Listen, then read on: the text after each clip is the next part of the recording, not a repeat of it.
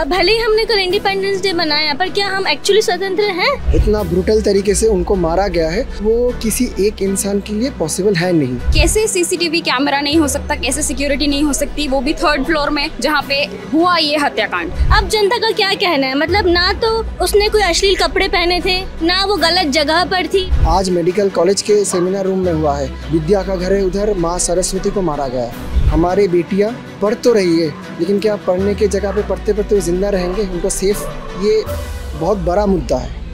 चोट वो चेहरे की पूछ रही, हड्डी वो गले की पूछ रही। चोट वो चेहरे की पूछ रही, हड्डी वो गले की पूछ रही। पूछ रही है उंगली टूटी, पूछ रही है आंखें फूटी। पूछ रही है उंगली टूटी, पूछ रही है आंखें फूटी। मेरे खून के छींटों से कब इस देश का दामन साफ मिलेगा? कब मुझको इंसाफ मिलेगा? कब मुझको इंसाफ मिलेगा? नमस्ते, मेरा नाम सिद्धांत है और इस समय हम कोलकाता में हैं। R G Kar medical college and hospital में रेप केस और मर्डर केस जो था, उसके तमाम एस्पेक्ट्स जो थे वो 14 और 15 अगस्त की दरमियानी रात बदल गए, क्योंकि 15 अगस्त की रात हमारी टीम उस समय मेडिकल कॉलेज के गेट पे थी, जब कुछ अनजान लोगों ने उस गेट को तोड़ा। उसके बाद हॉस्पिटल में घुस के वायलेंस किया गया। वायलेंस के बाद 15 अगस्त की दिन फिर से कोलकाता के बहुत सारे मेडिकल कॉलेजेस के मेडिकल स्टाफ और नर्सिंग स्टाफ और सपोर्ट स्टाफ ने उस पूरे प्रोटेस्ट को सॉलिडारिटी दी, साथ दिया अपना। बहुत सारे डॉक्टर्स ने मार्च भी किया आरजी कर मेडिकल कॉलेज ने। और 15 तारीख की रात में ही एक बड़ा अनाउंसमेंट आया, इंडियन मेडिकल एसोसिएशन भी उसमें शामिल हुआ। ये था कि 16 तारीख से देश के सभी मेडिकल कॉलेजेस और हॉस्पिटल्स में सीज सर्विस होगी, यानी सेवाएं जो हैं उनको देने पे रोक लगा दी जाएगी, उन्हें ठप कर दिया जाएगा। वो ख़त्म नहीं की जा रही हैं, उन्हें ठप कर दिया जाएगा।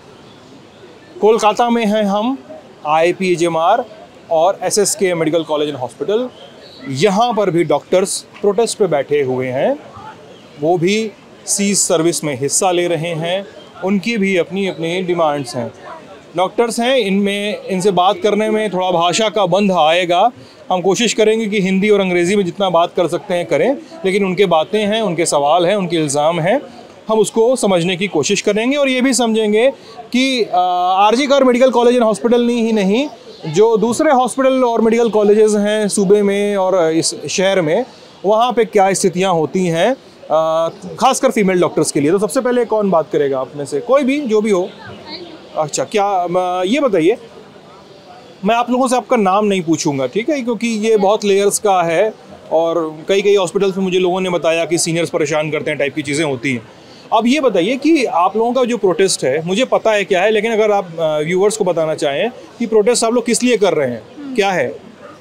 तो हम सभी जानते हैं कि क्या हुआ है हमारी दीदी के साथ, जो एक PGT थी आरजी कॉलेज में, जिनके साथ रातों रात जो कांड हुआ। तो हमारा स्ट्राइक ये है कि भले ही हमने कल इंडिपेंडेंस डे मनाया, पर क्या हम एक्चुअली स्वतंत्र हैं? क्या आज भी देश की जो लेडीज़ हैं, क्या वो रात में निकल सकती हैं बिना किसी डर के? ऐसा तो नहीं है। वो जो दीदी थी वो तो अपने वर्क प्लेस पे थी। ऐसा तो अब जनता का क्या कहना है? मतलब ना तो उसने कोई अश्लील कपड़े पहने थे, ना वो गलत जगह पर थी, ना वो गलत, भी अश्लील नहीं होते। लोगों के बहुत व्यूज़ हैं सर, ठीक है। तो अब तो उसने ऐसा कुछ भी नहीं किया था, वो अपनी जगह पर थी। तो मतलब देश का ये हालत आ गया है कि एक नारी अपने वर्क प्लेस पर भी सेफ नहीं है। हम चाहते हैं कि अब नहीं तो और कब हम हमारा आवाज़ उठाएंगे। This is high time that everyone should come forward and make their voices heard by the government at least, कि they should do something. It's very high time. और सबसे बुरी बात ये है कि एक हफ्ता हो गया है, फिर भी आज हम सब यहाँ खड़े हैं। एक सप्ताह भी गवर्नमेंट को कम पड़ रहा है असली मुजरिम को बाहर लाने में। इससे ज़्यादा और दुखद क्या है? एक सेकंड, सॉरी, मैं यहाँ पे आपको टोक रहा हूँ कि 8 और 9 अगस्त को तो हत्या हुई उनकी, ठीक है, और उसके बाद हम 16 तारीख को ये बातचीत कर रहे हैं आज शाम को। तो आप ये कह रही हैं कि असली मुजरिम को नहीं पकड़ा गया, जबकि संजय रॉय तो पकड़ा गया है। क्या अभी कोई सबूत नहीं है हमारे पास? There is nothing very evident, it's just that कि हाँ हो है वो। बट अगर कोई है तो मैं चाहती हूँ कि उसको सबके सामने एक चौराहे पे ही शुड बी हैंग्ड और given a very severe punishment, ताकि और कोई लड़के के दिमाग में या किसी भी के भी दिमाग में ये करने की थॉट भी नहीं आना चाहिए। such heinous crime should not be should not have happened again. We should make sure of this. This should be the last time. This should be the last time. अच्छा, मैं कुछ मेडिकल कॉलेजेस में और भी गया, वहाँ लोगों से बात की तो उन्होंने एक चीज़ बताई, पता नहीं आप लोग इस बारे में सोचते हैं कि नहीं, कि बोल रहे कि जो ये केस जो है मैं इसको आप अपनी सहूलियत और आपकी सहूलियत की अभया केस कहूँगा, ठीक है, क्योंकि वहाँ पे बच्चों ने उनका नाम रखा है अभया। तो अभया केस में वो ये कह रहे हैं कि जैसा दिख रहा है वैसा है नहीं, उनके ये एलिगेशंस हैं। उनके बोले हम लोग स्टोरी सुन रहे हैं कि यार एक से ज़्यादा लोग इन्वॉल्व हो सकते हैं और बड़े बड़े लेवल का क्राइम है, इस पे सही तरीके से इस पे काम नहीं किया जा रहा है, केस को सही तरीके से अनर्थ नहीं किया जा रहा है, खोला नहीं जा रहा है। व्हाट आप लोगों को क्या लगता है इस पे? देखिए, एक चीज़ है, हम लोग डॉक्टर हैं, ठीक है, तो वाइल वी स्टडी MBBS हम लोग को फॉरेंसिक मेडिसिन भी पढ़ना होता है। फॉरेंसिक मेडिसिन, हाँ, आप मेरी सहूलियत के लिए एक लाइन में बता दीजिए कि फॉरेंसिक मेडिसिन में क्या पढ़ाया जाता है? फॉरेंसिक मेडिसिन में बहुत कुछ पढ़ाया जाता है, legal issues, medical related legal issues, this death related issues, बहुत कुछ पढ़ाते हैं कि मान लीजिए किसी का डेथ हुआ है तो ये डेथ नॉर्मल था कि उसमें कुछ एबनॉर्मल एंगल्स है, होमिसाइड है, सुइसाइड है, थोड़ा बहुत हमको पढ़ाया जाता है। अब उसमें जाके आगे MD होता है, पोस्ट ग्रेजुएशन होता है, तो उसमें लोग बहुत अच्छे से पढ़ते हैं। लेकिन जो बेसिक नॉलेज होता है, जैसे मान लीजिए MBBS में हर सब्जेक्ट्स पढ़ाया जाता है, तो उसमें एक बेसलाइन नॉलेज हम सब लोगों का ही होता है। और अब फॉरेंसिक मेडिसिन पढ़ो या ना पढ़ो, थोड़ा अगर कॉमन सेंस रखो, थोड़ा अपना आँख, थोड़ा कान थोड़ा खुला रखो, तो आपको इतना समझ में आ जाएगा कि ये जो क्राइम हुआ है, इतना ब्रूटल तरीके से उनको मारा गया है, वो किसी एक इंसान के लिए पॉसिबल है नहीं। एंड आई थिंक जो लोग इन्वेस्टिगेट कर रहे हैं उन लोगों ने कभी इस बात का जिक्र नहीं किया, ना तो उन लोगों ने बोला कि हाँ उधर और भी लोग हैं, ना तो उन लोगों ने ये बोला कि हाँ सिर्फ एक ही लोग हैं। तो इस एक तरह से देखा जाए तो उन लोगों की तरफ से थोड़ा साइलेंस तो है इस मामले में। या तो वो लोग खुद क्लियर नहीं है जो लोग इन्वेस्टिगेशन कर रहे हैं, या तो वो लोग बोलना नहीं चाहते, वो मैं स्पेकुलेट नहीं करना चाहता हूँ, लेकिन there is something more to it.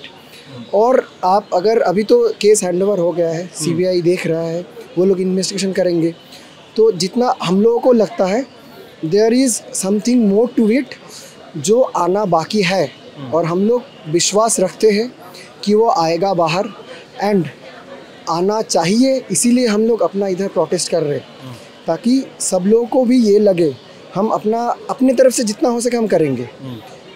लेकिन हम लोग तो खुद जाके इन्वेस्टिगेशन नहीं कर पाएंगे ना, वो तो उन्हीं का काम है, ये उनका काम उनको करना है।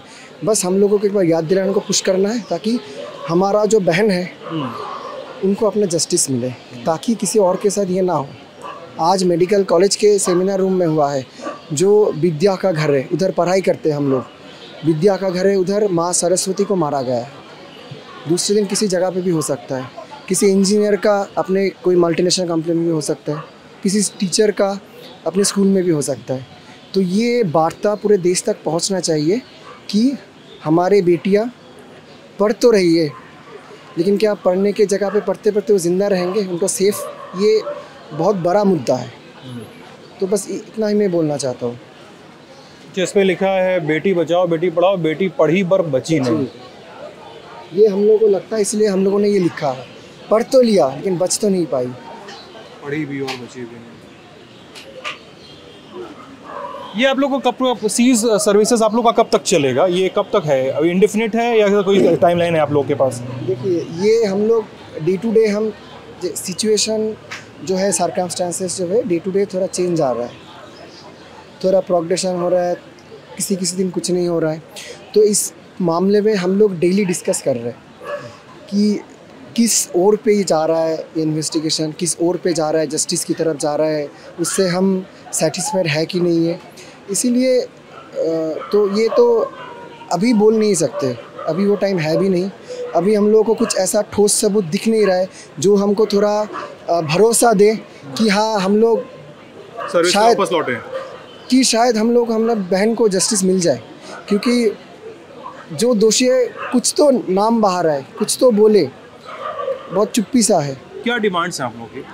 देखिए, डिमांड्स फर्स्ट ऑफ ऑल तो ये जस्टिस मिले, जिन्होंने भी ये क्राइम किया गया है उनका नाम बाहर आए, उनका अरेस्ट हो जाए। देखिए, अरेस्ट करने में तो मुझे नहीं लगता बहुत ज़्यादा टाइम लगता है, हाँ लीगल प्रोसीडिंग में टाइम लगता है, उनका सज़ा क्या होगा that is a matter of time, that can take time. But जो दोषी है वो पकड़ा जाए, उनका नाम बाहर आए, एंड उसके साथ जिन लोगों को इंश्योर करना था कि ये सब ना हो, जो भी क्राइम हुआ है, उसके बाद this incident the vandalism that awkward eight RG Kar medical college just one night ago on the night of 15th of August, इसमें जिन जिन का रिस्पॉन्सिबिलिटी था, people were accountable for all these activities, for all these actions, should not be allowed to stay in that administrative post anymore. मान लीजिए जो x RG Kar का principal था और बाकी जो ऑफिशियल्स थे, जहाँ पे कुछ तो लैप्स हुआ है ना, नहीं तो ऐसा तो पॉसिबल नहीं है कि कोई भी आके मेडिकल कॉलेज के सेमिनार रूम में घुस जाए, ऑन ड्यूटी डॉक्टर को रेप करके मार करके चली जाए। तो जिन लोग रिस्पॉन्सिबल है उनको तो अपना सजा मिलनी चाहिए। हाँ। अच्छा, आप लोग तो महिला डॉक्टर्स हो, ये बताओ आप लोग कि मेडिकल कॉलेजेस में और अस्पतालों में कितनी फैसिलिटी होती है महिला डॉक्टर्स के लिए? यूजुअली क्या, मतलब ये नहीं कि आपके कॉलेज में कैसा, अगर आपके कॉलेज में है, या एक जनरल ट्रेंड क्या दिखाई देता है आप लोगों को, एज इन कि महिला डॉक्टर्स हैं, ड्यूटी पे नहीं हैं, कितनी सेफ्टी है, कितने अलग रेस्ट रूम्स हैं, कितने अलग ड्यूटी आवर्स कितने कंफर्टेबल या अनकंफर्टेबल हैं, मतलब बहुत सारे लेयर्स हैं इसमें। आप लोग क्या समझते हो, कौन बताएगा? बहुत सारे डिपार्टमेंट्स हैं जहाँ पे अभी भी मेडिकल ऑफिसर रूम नहीं है। सिक्योरिटी डेफिनेटली इस कॉलेज की बात किया जाए तो यहाँ पे है, लेकिन कुछ कॉलेजेस में, जैसे कि अभी जो सिचुएशन चल रहा है, आप लोग जानते हैं सब लोग, कि वहाँ पे कैसे सीसीटीवी कैमरा नहीं हो सकता, कैसे सिक्योरिटी नहीं हो सकती, वो भी 3rd फ्लोर में जहाँ पे हुआ ये हत्याकांड। तो वहाँ पे जो सिचुएशन था, वहाँ पे तो डेफिनेटली सिक्योरिटी नहीं थी। तो इससे सिचुएशन सब साबित हो जा रहा है कि सिक्योरिटी के मामले में बिल्कुल इसमें लैग, हाँ, बिल्कुल कर रहे हैं लोग। तो जब फीमेल डॉक्टर का जब नाइट होता है तो डर रहता ही है कि कभी कोई आ गया, क्या होगा। डर रहता है, अक्सर रहता है, बिल्कुल रहता है। लेकिन in our college situation is little better. हाँ, मतलब एक मैं जनरल ट्रेंड की बात कर रहा हूँ कि क्या सुनाई देता है। तो सिक्योरिटी का इशू तो है, और सिक्योरिटी टाइट होना चाहिए लड़कियों के लिए। यही एक हम लोगों का पॉइंट भी है कि सिक्योरिटी जो है हम लोगों के लिए वो टाइट होना चाहिए। ये जो कांड हुआ है वो आगे ना हो, जैसे इसने कहा कि आगे और ये चीज़ ना हो, जहाँ पे ये कोलकाता बंगाल को, जहाँ पे लड़कियों का रिस्पेक्ट किया जाता है इतना, उस जगह पे ये चीज़ होना थोड़ा सा हजम नहीं हो रही है बात। और ये प्रोटेस्ट इसीलिए हम लोग कर रहे हैं ताकि हम लोगों को जस्टिस मिले। और कोई बात आप लोग जोड़ना चाहेंगे अपनी तरफ से?